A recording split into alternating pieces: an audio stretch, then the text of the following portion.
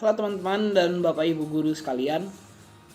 Nama saya Rafa Remona Baban dari kelas 10 IPS 2. Pada kesempatan kali ini saya kembali akan menjelaskan tentang kerajaan-kerajaan yang ada di Indonesia. Dan pada kali ini saya akan membahas kerajaan Islam.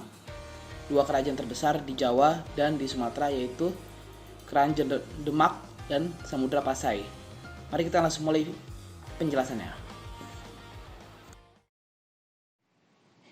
Kerajaan pertama yang akan saya jelaskan yaitu Kerajaan Samudra Pasai. Di Kerajaan Samudra Pasai, banyak raja yang sudah pernah berkuasa, tetapi saya akan mengambil 3 raja berperan penting, yaitu Raja Pendiri, masa kejayaan, serta masa keruntuhan. Sultan Malik Al-Saleh mendirikan Kerajaan Samudra Pasai pada tahun 1297 dan kekuasaannya berakhir di tahun 1297. Pada masa pemerintahannya, Kerajaan Samudra Pasai berhasil menguasai Selat Malaka yang pada saat itu menjadi pusat perdagangan internasional dengan lada sebagai salah satu komoditas ekspor utamanya. Selain lada, Kerajaan Samudra Pasai juga mengekspor sutra dan kapur barus. Berikutnya ada Sultan Muhammad Malikul Zahir yang menjadi raja di masa kejayaan. Dia berkuasa dari tahun 1326 hingga 1345.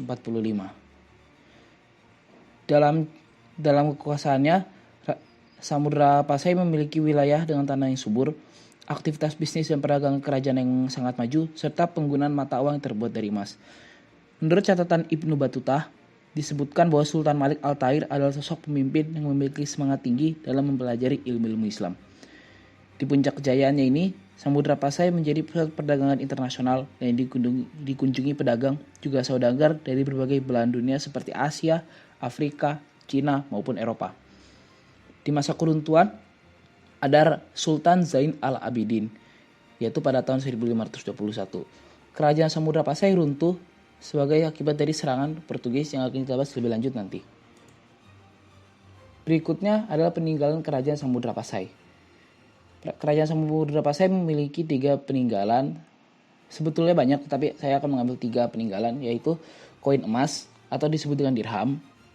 Ini adalah peninggalan sejarah yang merupakan alat pembayaran sah di wilayah Kerajaan Samudra Pasai.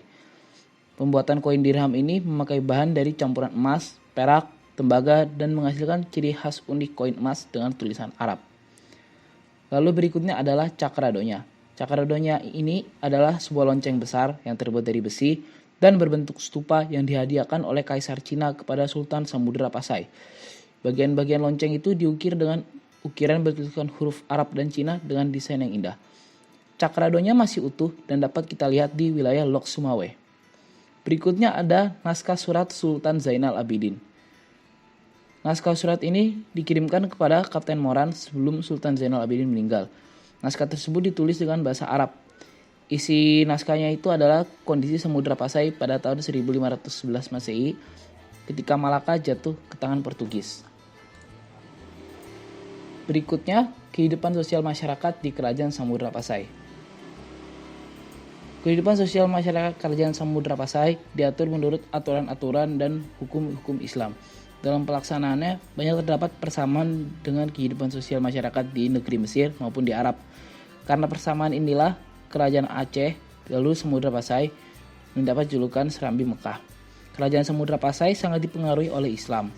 Hal itu terbukti terjadinya perubahan aliran Syiah menjadi aliran Sufi di Samudra Pasai yang ternyata mengikuti perubahan di Mesir yang sedang mengalami pergantian dinasti. Lalu kita menuju ke tahap keruntuhan Kerajaan Samudra Pasai.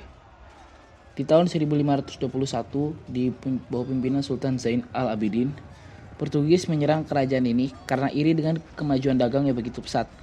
Angkatan perang Portugis yang lebih kuat akhirnya mampu menaklukkan Kerajaan Samudra Pasai.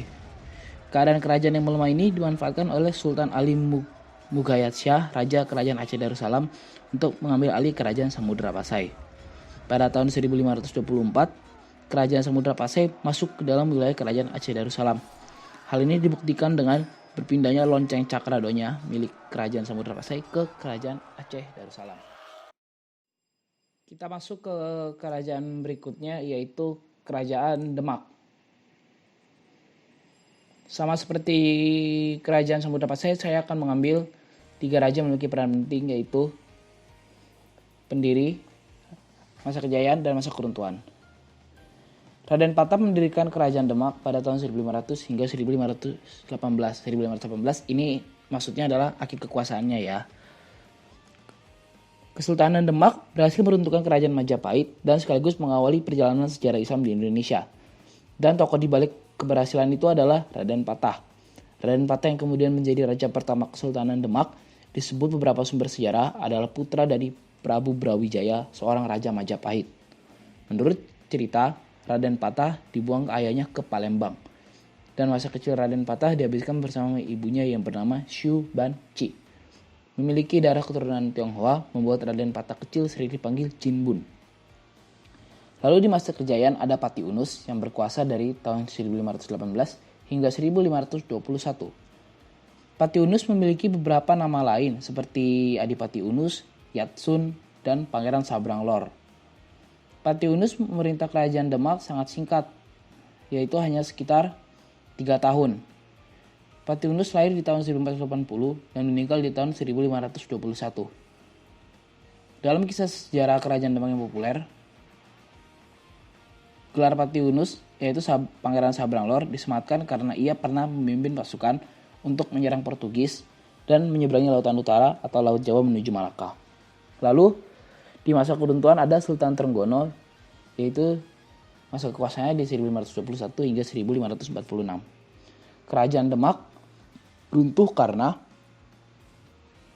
perang saudara sebagai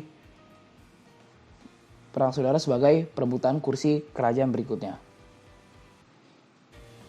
Lalu kerajaan Demak memiliki beberapa peninggalan, yaitu Masjid Agung Demak, Pintu Beledek, dan Piring Kampa.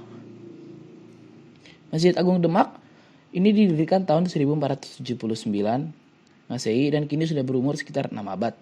Tetapi masih berdiri dengan kokoh sebab sudah dilakukan renovasi beberapa kali. Masjid Agung Demak ini tidak hanya sebagai peninggalan sejarah kerajaan Demak saja, melainkan juga dulunya pusat dari pengajaran serta syiar Islam. Berikutnya ada Pintu Beledek. Pintu beledek atau pintu petir ini dilengkapi dengan pahatan yang dibuat tahun 1466 oleh Ki Ageng Selo. Dari cerita yang beredar, pintu beledek ini dibuat oleh Ki Ageng Selo dengan petir yang tersambar memakai kekuatan supranatural yang dimilikinya yang ia tangkap saat ada di tengah sawah. Jadi petir ini ditangkap oleh Ki Ageng Selo memakai kekuatan supernaturalnya. Pintu ini menjadi pintu utama Masjid Agung Demak. Lalu berikutnya ada Piring Kampa. Piring Kampa adalah piring porselen sebanyak 65 buah yang saat ini dipasang pada interior dinding Masjid Agung Demak.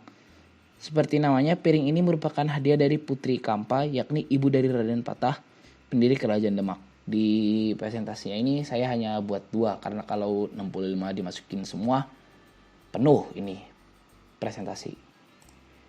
Berikutnya, sosial masyarakat kerajaan Demak.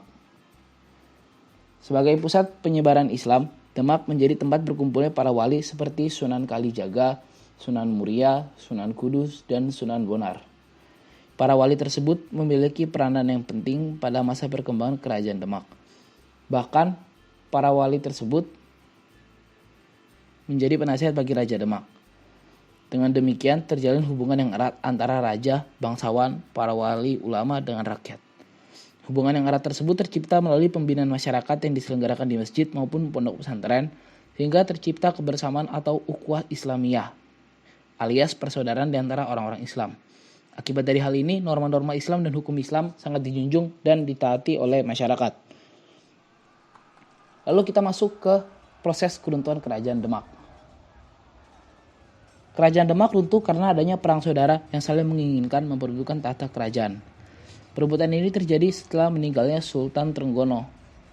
Yang berhak mewarisi tahta kerajaan sebenarnya adalah Pangeran Sedolepen. Tetapi ia terbunuh di tangan Sunan Prawoto. Lalu Sunan Prawoto pun meninggal karena dibunuh oleh anak dari Pangeran Sedolepen, yaitu Aryo Penangsang. Akhirnya pun Aryo Penangsang berhasil menguasai kerajaan Demak, dan kemudian Demak berganti status menjadi kadipaten. Demak berganti status menjadi kadipaten karena kerajaan Demak berhasil diruntuhkan oleh kerajaan lain. Jadi di sini ini adalah Sultan Trenggono. Harusnya Sultan Trenggono adalah diwarisi kekuasaannya oleh Pangeran Sudolepen. Tetapi Pangeran Sudolepen ini dibunuh oleh Pangeran Arya Penangsang.